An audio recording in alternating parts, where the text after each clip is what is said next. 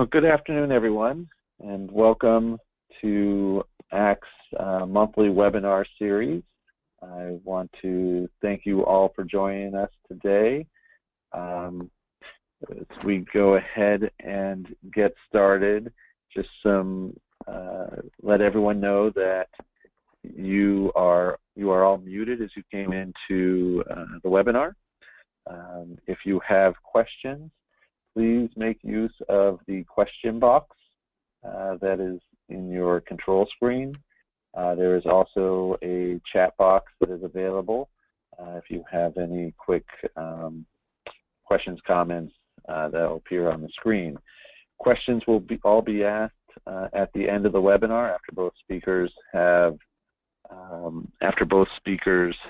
made their presentations.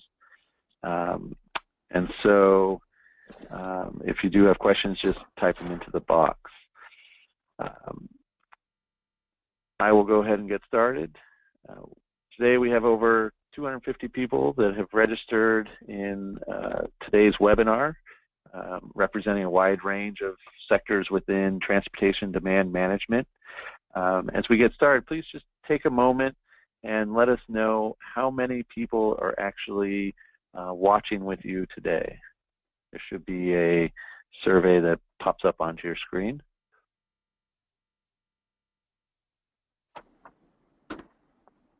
Excellent. Up at 70%, 74. All righty. So the Association for Commuter Transportation is an international association and leading advocate for commuter transportation and TDM programs and policies. ACT strives to get the most out of our transportation system while improving the lives of commuters, increasing the livability of communities, and supporting the economic growth of businesses as we look to create a better journey for everyone. And quickly, just let us know if you are currently an ACT member.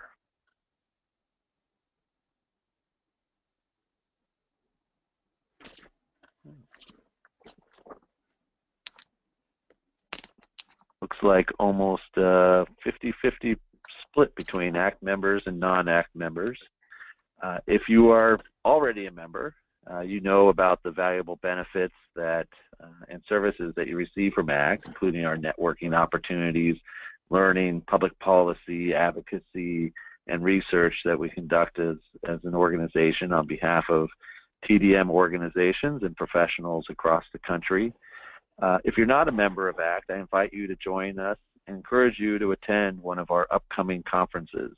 Our international conference is July 29th to August 2nd in New Orleans. It brings together over 500 TDM professionals for 4 days of learning and networking.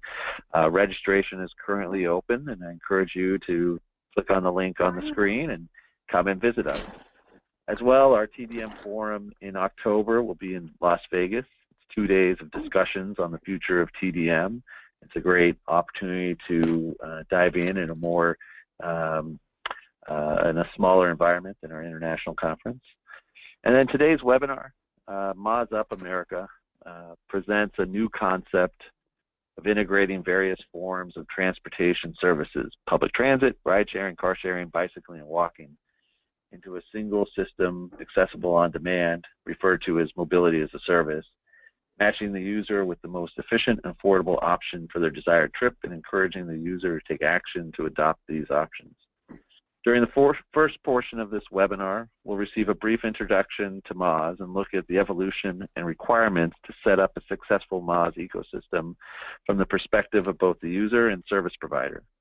The second half of the webinar will present the conceptual aspects of MaaS, which integrates users, service providers, and system managers in a triple win situation so that both personal mobility and urban traffic congestion are improved in a synergistic and progressive manner. Just a reminder, during the presentations, all attendees are muted, so please enter all questions in the question box, and we will ask them to the presenters at the end of the session. It's now my pleasure to introduce our first speaker, Danny Silva. Danny Silva, let me just change. Oh, I got you on here twice, Danny. Hopefully it's the right one.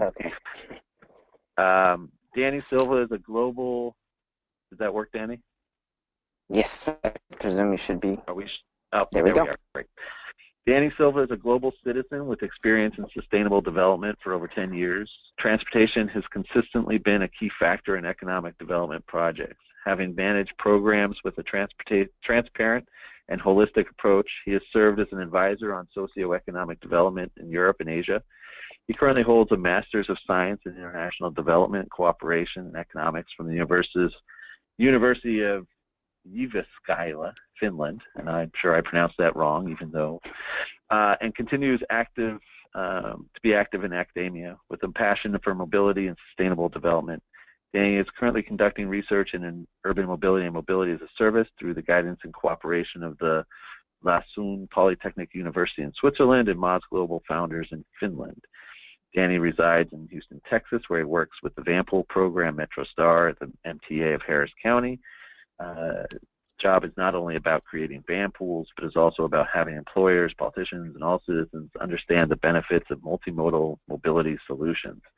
And he's an active ACT member and is very engaged in the local Red River chapter. And life is not just about work. Danny loves endurance sports, cold weather. He reached a personal sporting goal by competing in the cross-country skiing events at the 2006 and 10 Winter Olympics. Please join me in welcoming Danny Silva. It's all yours. All righty. Thank you very much for the introduction. I hope this will be an instructional webinar for all of you regarding MaaS, Mobility as a Service. Do keep in mind this is based on an 8-hour workshop that was conducted here in Houston recently regarding Mobility as a Service, and we're going to try to make it as concise as possible so that you can benefit from a 20-minute presentation and giving time for others to then present the second part.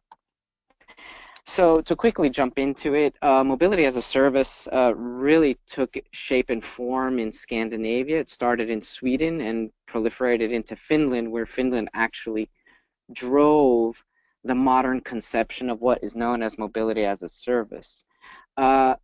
How it came about, or what were the drivers behind the mobility paradigm in most parts of Europe, were that mainly focused on the concept that, you know, public transportation and transit as a whole, or mobility as a whole, seemed to be within a very traditional framework.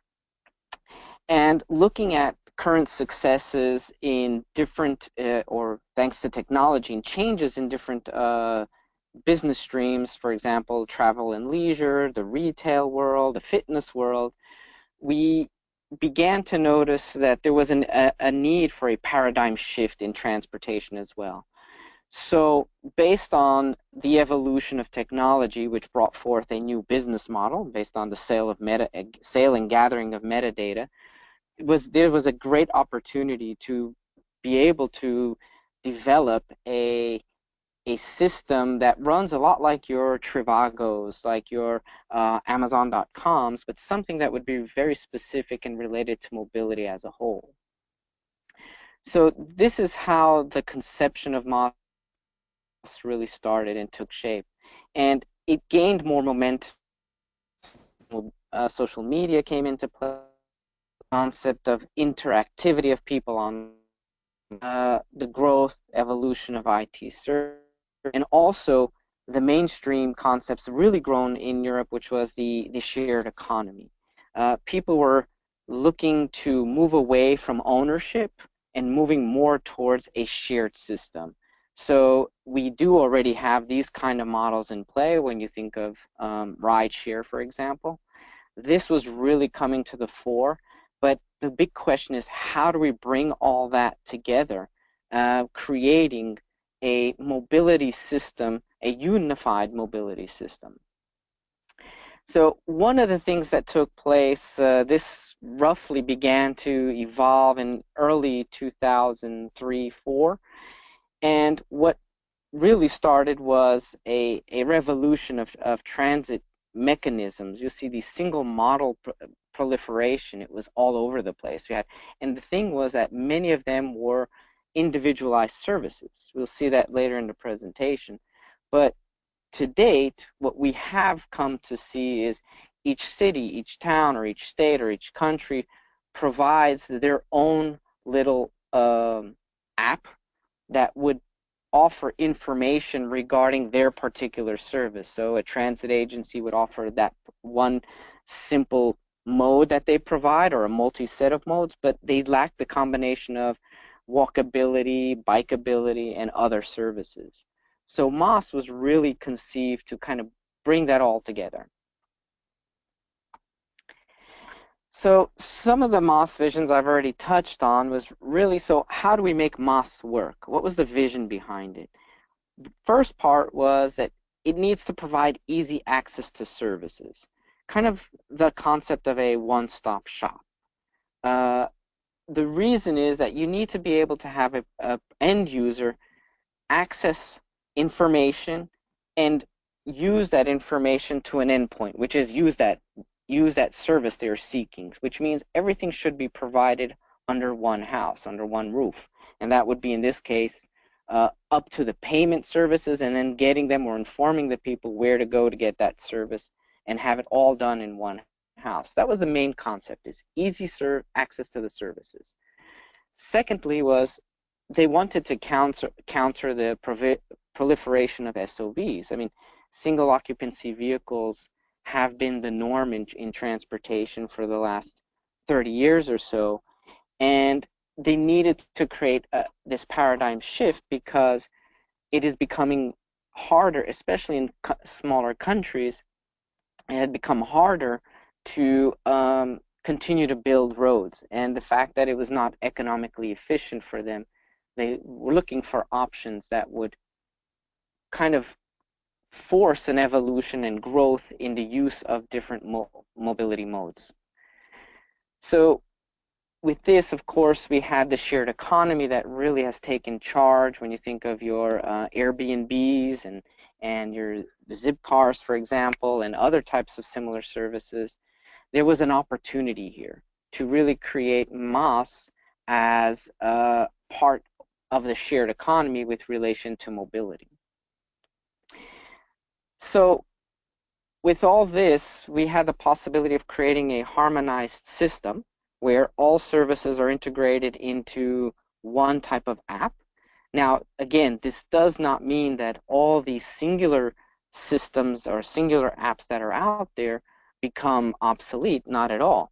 These particular services were to be integrated, or attempt to be integrated into the same roof, into the same MaaS system, so that whatever data is coming in, you might have an individual that might be using one singular option, but you would have that same individual or another individual using this MaaS ecosystem. It's bringing all that into one place. So over time, the final vision of this is that over time, the public services, or the public transportation services, would begin to, let's say, become less dependent on public funds. As further growth comes, as more use from end users would evolve, as well as the possibility of having not only more users, but more third-party vendors selling the service, we would have a sufficient amount of financial sustainability that would allow public transit agencies to really thrive without so much public funding dependency. Now, with this type of vision, a few models have come to the fore. One of them being the subscription-based model. So you become a member, you register, become a member of a particular system, app, and you pay a monthly fee, and that monthly fee incorporates all your mobility needs. So there are different types of values. You can be, for example, if you say bronze, silver, and gold, pardon the anecdote there of metals, but you can choose your tier, and based on your tier, you will have access to a certain amount of mobility solutions, which have a cost. Obviously, it wants to give you all the information possible. there was a pay-as-you-go, usually incorporated into the subscription base. For those that didn't want a subscription, they could simply pay as they go, request the service, pay it, and use the service accordingly. And then that was basically a hybrid as well, the mixture of the two. As for financial modes, what MaaS, at least within the countries that are now using such a type of ecosystem, they focus on three major areas. One of them being public-private investment, which is a mixture of public funds, public grants, and venture capital. Secondly was agency sponsored. That means, for example, public transit agencies that actually help the development of such a tool and continue to pay into that tool over time. And finally, the independent model, which really doesn't focus on either getting public funds of any kind, but really depend on the sales and the growth of their users. Now, keep in mind, in all of these three models, we have the data factor, which would support any sustainability or financial sustainability of a MaaS service, because metadata is something that is an asset today. It's a commodity that could be used by other services, transit agencies, governments, in order to better understand mobility as a whole. So coming quickly into what we've seen here in the US is that recently there's been a big discussion around MOD, so mobility on demand. I want to try to make a distinction between the two, although I'm in no way trying to debunk the concept of mobility on demand. I would say they're synonymous, if not the same thing. But for the purposes of trying to make a distinction between what is the current mindset and mainstream solutions that are offered versus what MaaS is trying to do. You'll see here from the list you have that traditional models were focusing on offering information but not being able to allow the end user to pay for the service. It would be limited to a geographical location, many a times just a city. It focuses a very limited access to the APIs. Issues that MaaS wanted to counter. So in the MaaS ecosystem, what we'll find is all modes have to be accounted for. All modes have to be accessible in an app. So we need to be able to know exactly what is needed for walking, biking, for rideshare, car share, public transit services. Open API is very important because open access to that information is crucial to make the system work. And one of the advantages that a MaaS ecosystem has is that it allows it for greater customization and end user personalization. Kind of think of creating your own avatar, and based on your mood, based on the weather, you can create or save solutions for your mobility needs. So where if you need to get from point A to point B, based on certain criteria, you can always change that. And that then allows the system to be somewhat rewarding. First of all, you get what you want, so you own your trip, but also it allows people to be better understood in their behavior, so influencing some potentially behavioral change, as well as creating incentives.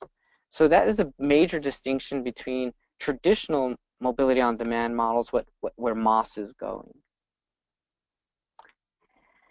So I'd like to look at it this way. Here you have an idea of where mobility on demand, you'll notice there's an array of different types of apps out there, and you can download it onto your phone until it explodes.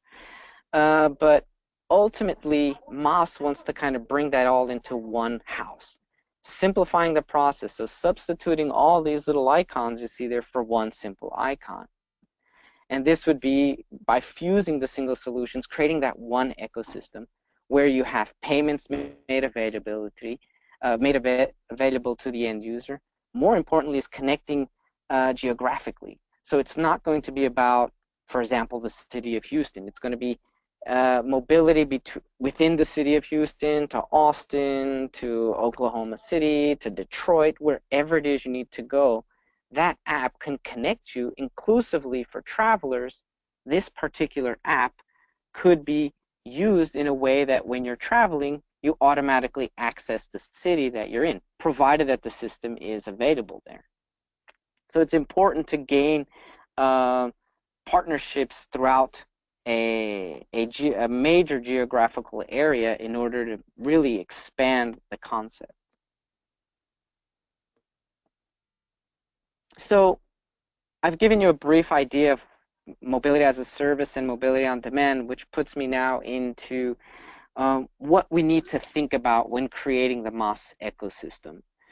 There are two areas. One of them is what the end user will experience, and these will kind of serve the requirements for the service provider. I mean, they're a no-brainer, quite straightforward. From an end user's perspective, what they need to be able to achieve relates to accessibility, both in the field, meaning bus stops. Are they clearly accessible? Are they able to be used by everyone? Are they comfortable? Are they safe? The same thing used with IT. There's, question of skepticism, security of data. There's also the question is it easy to use? What type of technology is an end user able to use? Knowing that not everybody, although we are moving towards a greater mobile society, but there's still people who do not use smartphones. So how would we make a MaaS ecosystem work for them? And it's on the basis of those factors of the end user that we need to look at what the requirements are from the service provider side. So there are two types of service providers. One is the one that's providing the actual service. For example, think of a transit agency. How are they going to address the MaaS ecosystem? So they'll be looking on the field. How good are their bus stops? How attractive are their services? How safe they are? From the IT side, it's ensuring data security, ensuring up-to-date information from the agencies they cooperate with. From a TMA, from a city perspective, it's about the infrastructure in place. If you look at some of the images here, how do you make the ecosystem, the environment, suitable for other types of modes than what people are used to? Think of proper development of roadways, the transit centers that incorporate multimodal solutions. And keep in mind that whatever we do, it's not us imposing the service on people, it's how people design their own service. That is far more rewarding and potentially offers greater adherence in the long term. So the tools you need to have in mind are actually based on 5 letters, which I have here dubbed as DPPBS: data, partnerships, planning, building, and service.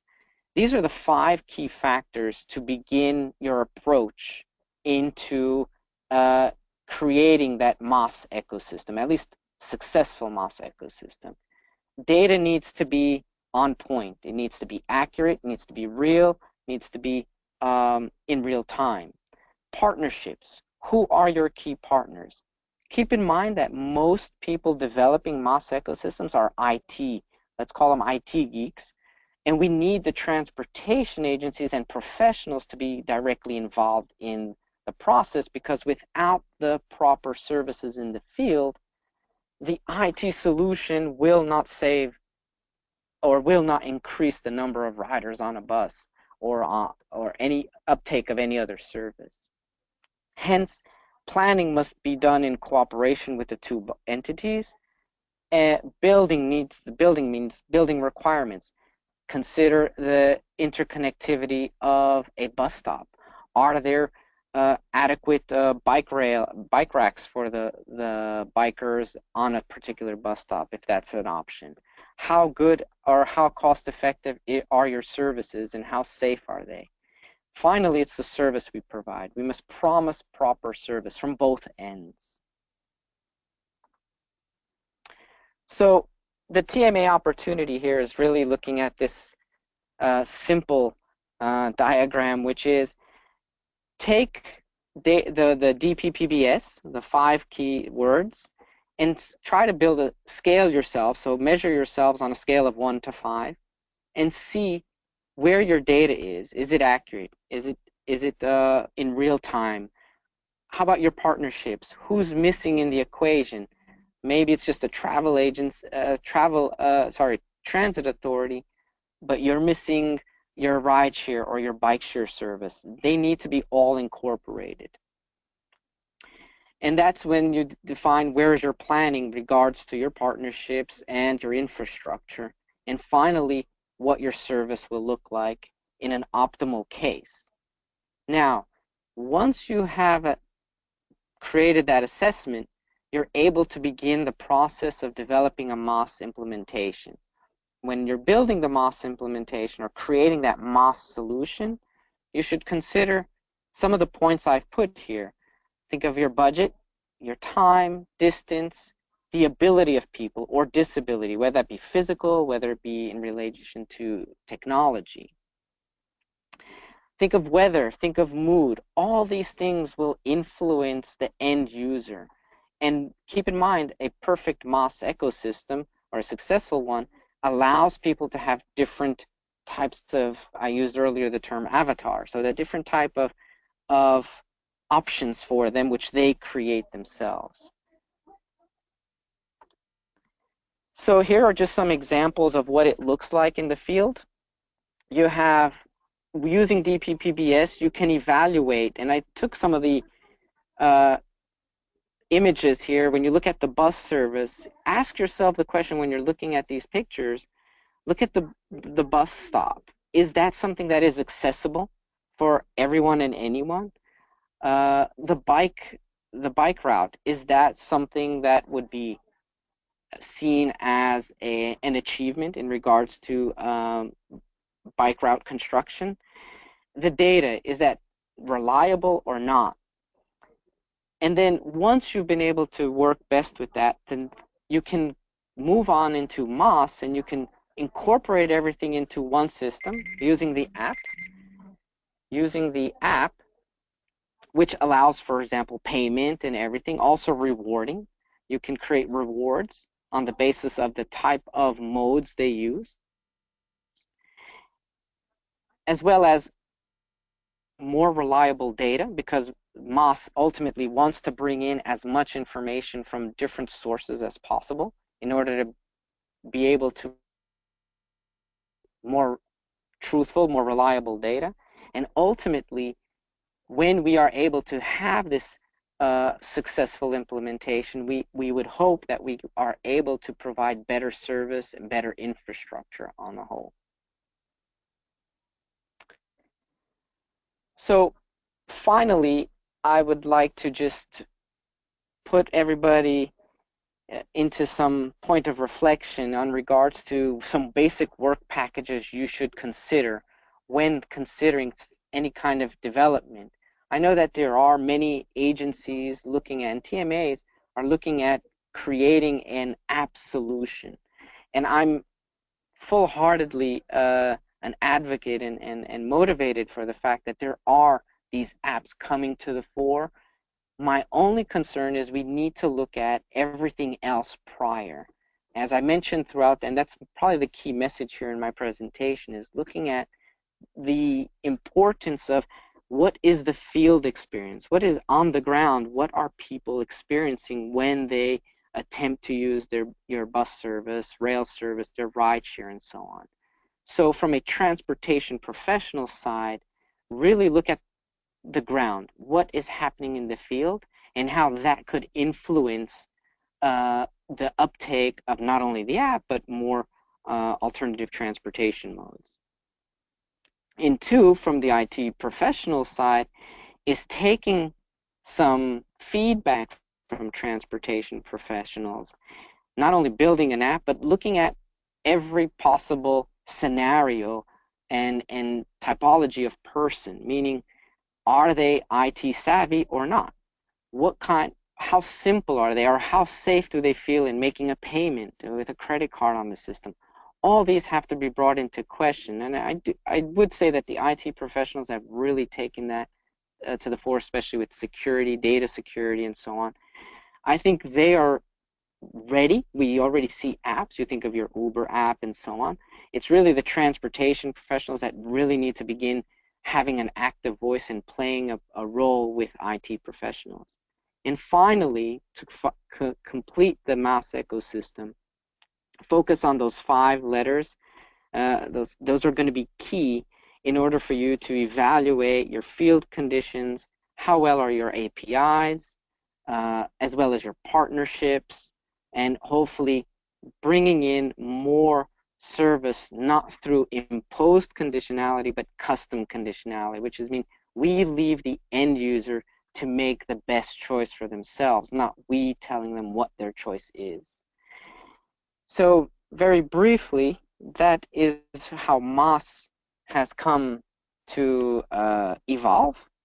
I'm always open for any discussion. You can visit my info page as well as write to me via email, and I'll pass it on to David. Excellent. Thank you. Thank you so much, Danny. That was a lot of great information. Next, I'm going to make the quick switch here. Next, we have Dr. Brenda Bastillos, who's a transportation planner at Texas Department of Transportation.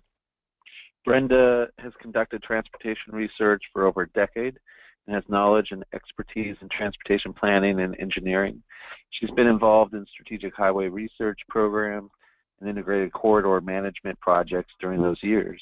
Dr. Bastillos has in-depth knowledge of various types of demand and stimulation modeling software and traffic data analysis.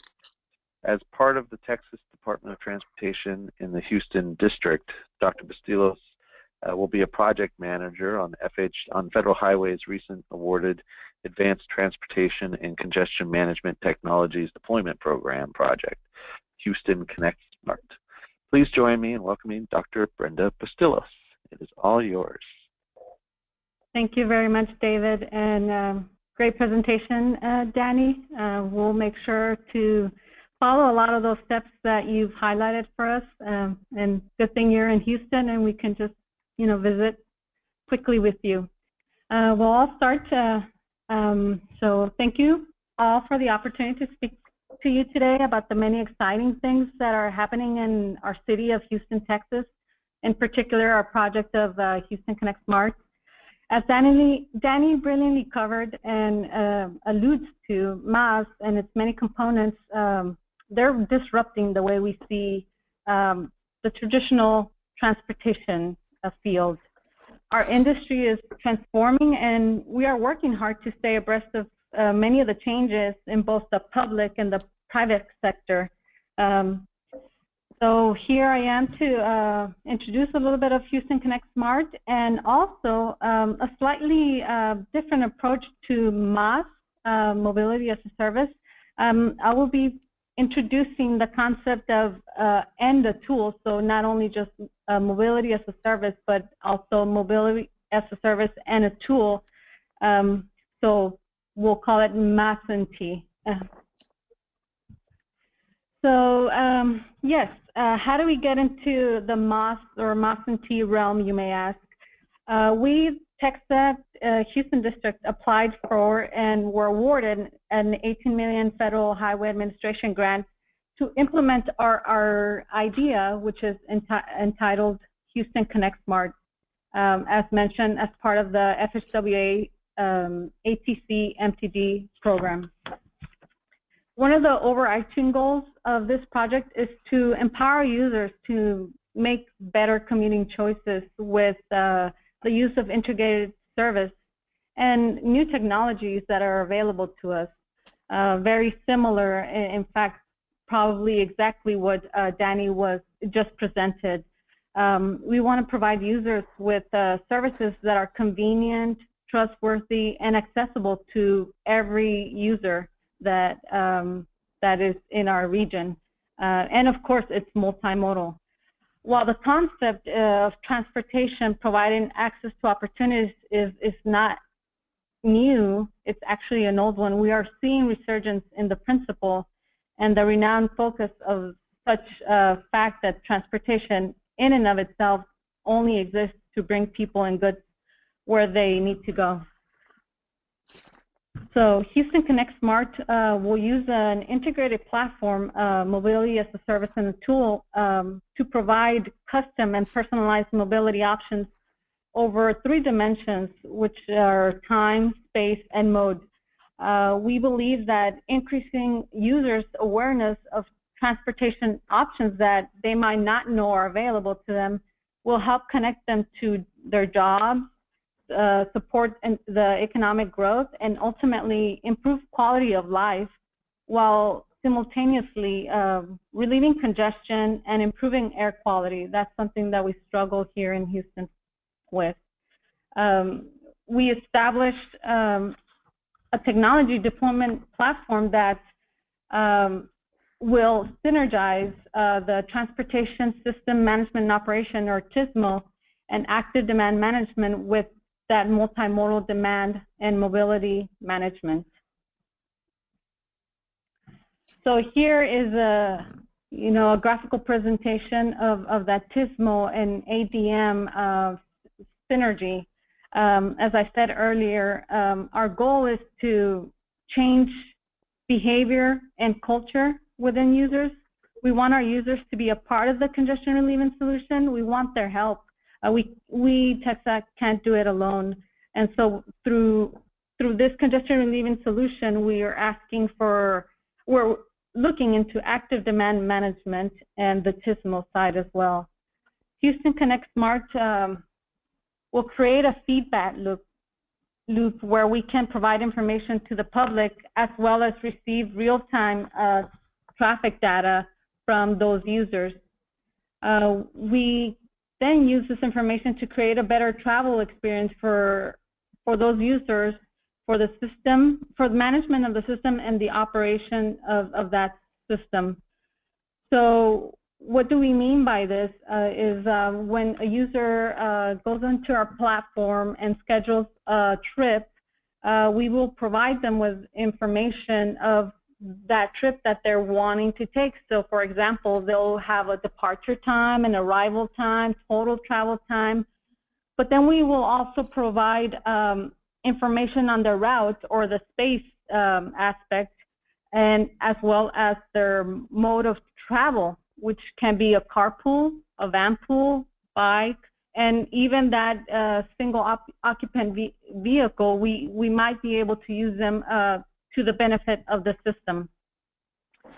When users make their travel choices based on the optimized information that we give them, this will create a better system. We will then provide them with pre-trip information and route information, and even rerouting option if that's something that they require. And then once if they reroute or there's a major disruption within the system, we are then able to increase green time in signals or be able to use some of the transportation or the TSMO aspects to better the system as a whole. So Houston Connect Smart is truly a 4P partnership. Here we are nimble team that is a mix of MaaS&T providers. We have public, which includes ourselves and our partners, Houston Galveston Association of Council, Transtar, Metro, and City of Houston. We have private partners, which is Metropia, Ruby Ride, Rocket Electrics, and several others that have shown interest to partner up with us, and as well as some academic partners, which is the 4P, the professors, including UT Austin, CTI, and the University of Arizona. So together, we come and create a great team. TxAct, we may not have all the resources in-house, so it's always great to be able to tap into those resources to help create a successful project. So we are just starting this process, and we look forward to any future partnerships with others, and of course these that we have here. So mobility as a service and a tool. Let me start, before I get carried away, let me point out some of the a great and comprehensive read of MaaS here presented on top of what Danny just presented, of course. In the next slides, I'll be highlighting some of those MaaS key takeaways, as well as highlight some of the end and the tool portion that we're suggesting, or we're interjecting ourselves within this realm of MaaS. So MaaS uses a digital interface to provide transportation-related services, as mentioned already. It uses data analytics and visualization to guide overall transportation decision-making, policy, etc. But one thing of the tool component that we propose, or we're thinking, is that both users, or the customer, and the system goals are harmonized and optimized concurrently. So making sure that, you know, not only does the customer benefit, just the single customer, but everybody as a whole in the system. In other words, considering the greater good for the system. So some of the key findings of MaaS is, you know, MaaS will, or, you know, it could have already changed travel behavior. We've seen it in some areas.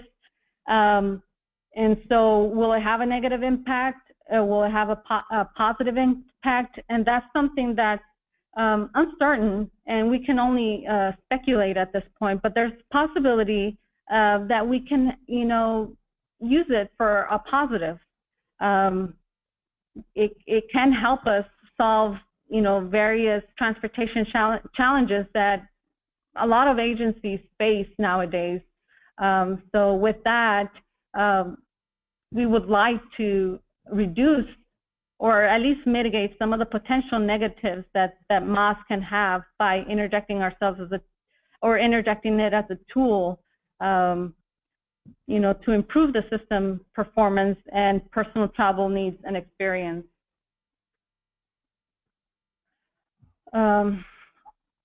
Also, MaaS has changed how the transportation sector, how could or should this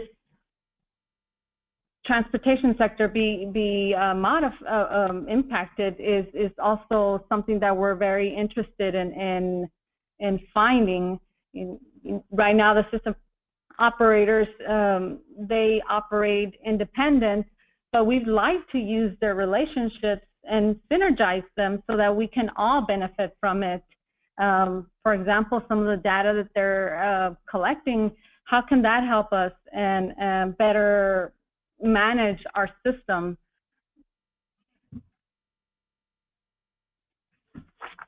So another key finding is the benefit is the policy intervention. Right now, for some of you that are in Texas, I mean, there's been changes in policy, whether you can operate, you cannot operate. So that's something that, you know, we're all watching, you know, very carefully. But if we, as the transportation managers, play an active role, or at least a proactive role, we may be able to better influence some of these strategies so that MaaS is aligned with some of the TISMO and the policy goals that we have within the agency, within the state. And this is just a graphic of some of the capabilities of MaaS and the diversity. On the x-axis, you'll find some of the modes that may be available in your region, and on the y-axis, some of the services that this MaaS provides. But we are interested in looking at, you know, the reduction of travel time, people's miles traveled, congestion, safety, mobility efficiency, mobility for everybody, and accessibility, and the list goes on. So some of the features of MaaS, as already were highlighted, is you know, personalized services, ease of transaction, payment, etc. but we're also interested in active demand management, total capacity management, congestion, and even possibly using MaaS&T during disastrous events management. Some of the stakeholders, of course, the customer, the MaaS provider, the data provider, transport operator, but we also want to be included in there as an agency or transportation manager.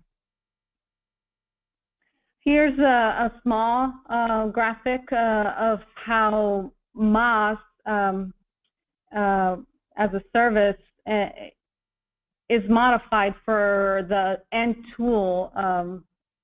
And this, of course, in the orange, you'll see that it's a Houston Connect Smart, and Houston Connect Smart will be a provider and a MaaS&T provider and a data provider at the same time, while we as TechSide can be a transportation manager, and we'll check on the goals and efficiencies, safety, social equity, any other goals that we may have as an agency. You know, MaaS is a relatively new concept in the United States, but you know, it's something that can easily fit within our system.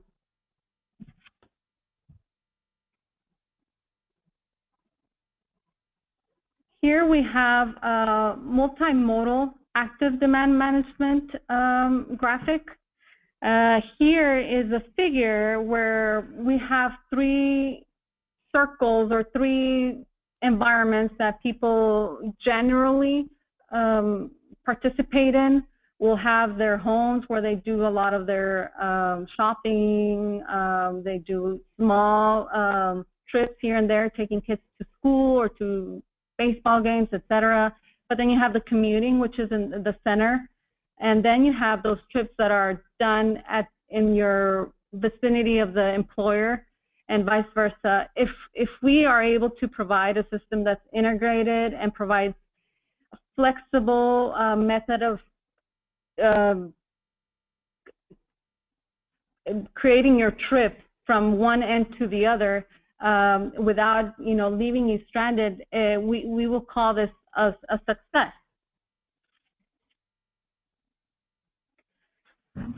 So here is how we will incorporate the adaptive integrated core management into the Houston Connect Smart.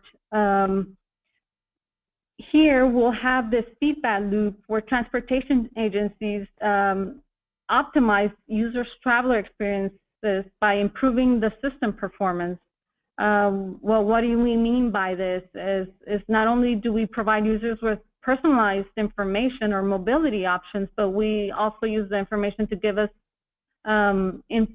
information or big data information to optimize our system. In other words, we'll have a pulse of how our system is acting based on events that happen out there. And so we'll be able to quickly modify the system or how it's operating to create a better service for our users. For instance, if a wreck occurs on a scheduled route that someone has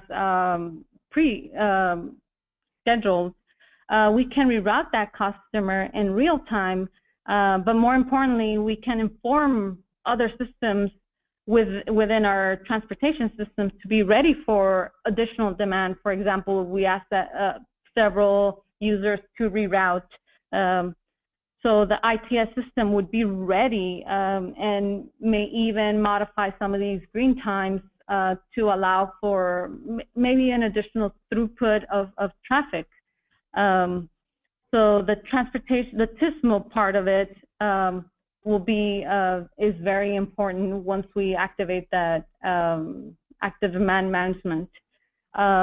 Here we are also able to exploit the total seat or capacity that is available. This is a relatively new term, and what we mean by total capacity is being able to use not only the hard capacity, which are, if you think about it in terms of managed or lanes, so how much traffic can you push through those lanes, but also soft capacity, where any empty seat out there in the environment can also be tapped into and be used in case of a increased future demand. So, for example, any bus, any person as a single occupant vehicle that is willing to carpool, or even just those bike trails that may not be used to their capacity. So another example is, let's say we have a mega project in the area. Before this mega project is completed, there's a whole staging and sequencing of such projects, and one of them will, include work zones and the reduction of some of the capacity that I just mentioned, or hard capacity that I just mentioned.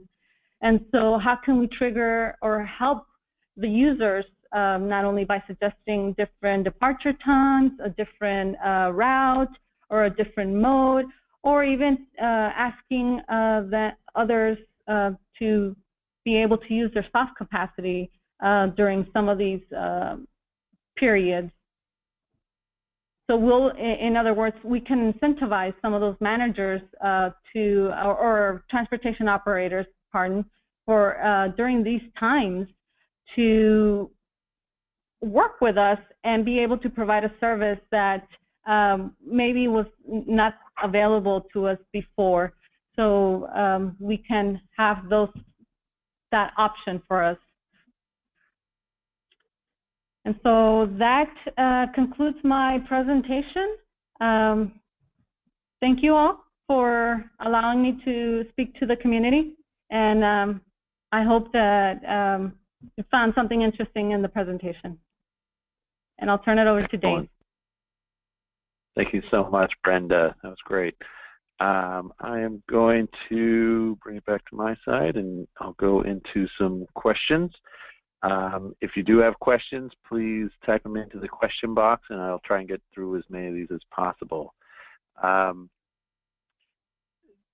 this one's for you. Could you give us some examples of public-private partnerships that have taken place? I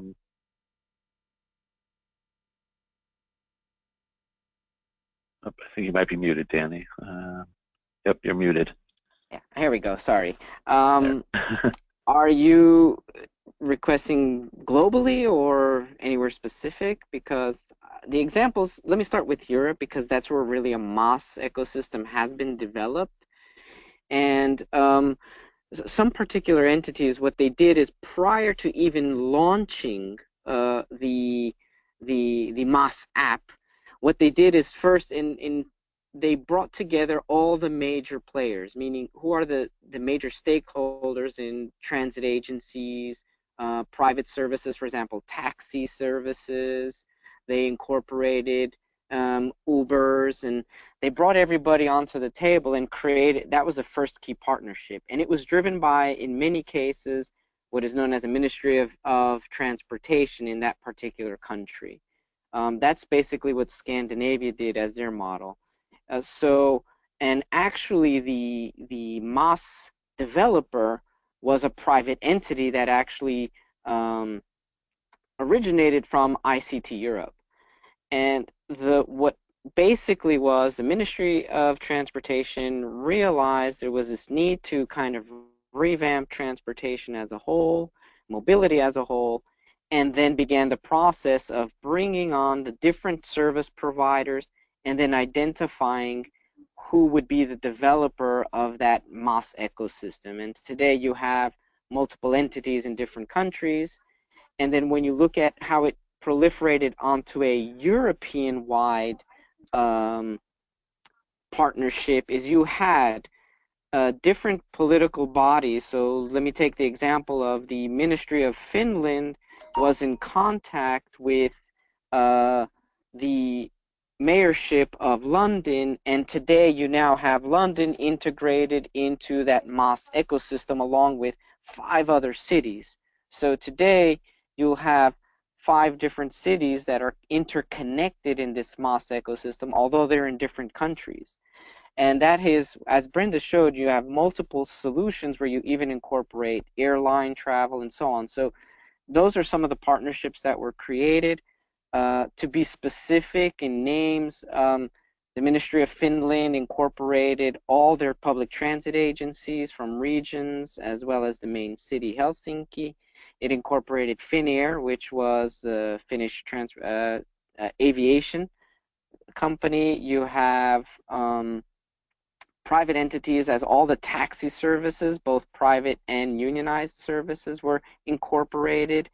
Then you had the Tallink and Viking lines, which are ferry lines, also running into Tallinn, which is the next city that's connected. So that's just a sample of how it was run by a ministry and then optimized by a private entity that created the ecosystem. Excellent. Thank you, Danny. This question for Brenda. What are some of the specific policy challenges that you're seeing develop as you're looking to deploy the program in Houston, and then as well, how transferable are the systems that you're developing to other cities and regions? So I'll start with the second option as a part of that question.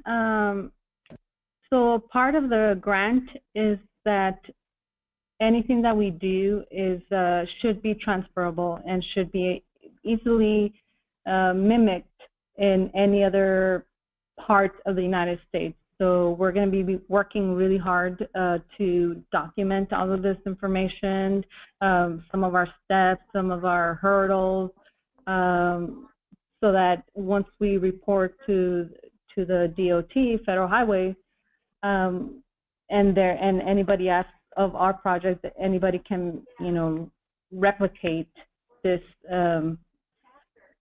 Also, some of the vendors that we are partnering up with, they happen to be in other areas, not just only in Houston.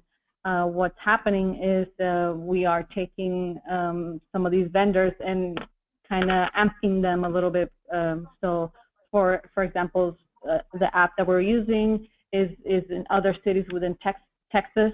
So we see that an easy way of we're not constrained to Houston. We can easily make that jump if down the road. Of course, we want to start in Houston and we're just starting there, but we can expand. Policies. Well, there's been maybe even Danny can interject here, but there's been issues with Uber in Austin that they can operate, but they can still operate here in Houston. And so those are just some of the policies. If Danny can think of any other ones. Sure. I would point out, Houston, we are working towards building that partnership. And one good news or piece of news today marks the official restart of Lyft in Houston. And that has really brought the possibility for us bringing one of those players onto the table to discuss future partnerships. And may I point out that these services, these rideshare services, or ride-hailing services really, are looking at the possibility of changing their business model. And they're looking at partnerships because at the core of a MaaS ecosystem is public transit. And again, it's the end user experience, which includes walkability and bikeability. So I think we are in an environment today that really allows us to put all these players on the table, bring them all to the table, and open the discussion to really set a new standard. And kudos to TxDOT on the project that they are evolving, because they've brought in a lot of vendors that are not based in Houston and can easily take the model and proliferate it throughout the United States. Looks like we probably have time for just one more question here. And then we'll be sure to pass these questions on to the presenters, see if we can get them answered and have them available in connection with the webinar that we'll post, the recording that we'll post on our website. Question, this is Houston's a large city. How would MaaS work in rural and small urban areas? If I may start, it was slightly mentioned in my presentation, but limited time, I didn't answer it so clearly. But MaaS is supposed to include the whole geographical spectrum. It should not exclude. Now, what it does is, in a perfect MaaS system, it's going to optimize the end user's choice. So, take for example a rural environment where there is no bus service. MaaS is still applicable because it's going to find what is the best solution for that particular person in that particular scenario. So it might provide them taxi information plus taxi payment on the spot. It might provide them an Uber. It might even tell them to go rent a car. It's really about looking at what is best for the end user. Keep in mind, it will only be as good as the services that are available. Do not think that because you created an app, that app is going to all of a sudden change everyone into leaving their cars at home and getting on public transit. If public transit's not available, the app is not going to create it for them. And therein lies the issue, is that it might not only fail to reach its objective, but the app itself or the service provider might fail because the services that it depends on are not available.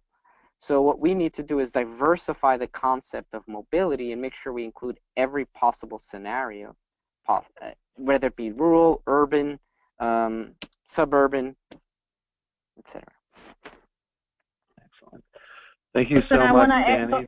Sorry. Yep, Brenda. Yes, please. So I just wanted to echo what Danny was saying, and we're taking all the suggestions that he's mentioning now and in some of his presentation to heart. We don't want to put out, an app or a platform that doesn't have, some meat behind it in terms of accessibility. And if we do want to provide a multimodal options for our users, we want to make sure that, everything that's available to them and accessible to them, that we make sure that we include. Excellent. Well, on behalf of ACT, and I'm sure the standing throngs at their desks out there across the nation clapping, I want to thank you both for taking the time and presenting today. It's been a very informative webinar. It's a new issue that I think ACT will be spending an increasing amount of time on as we look at all options for how to improve commutes of people across the country. I want to thank you all for joining us. Please be sure to complete the survey that will be emailed to you. Also, mark your calendars. June 20th is tentatively scheduled for our next webinar. It's going to be focused on town gown transportation issues. So look at university and the communities around them. Thank you all, and be sure to register for our conference and join us in New Orleans. Thank you again, Danny and Brenda. You're welcome. Thank you. Thank you.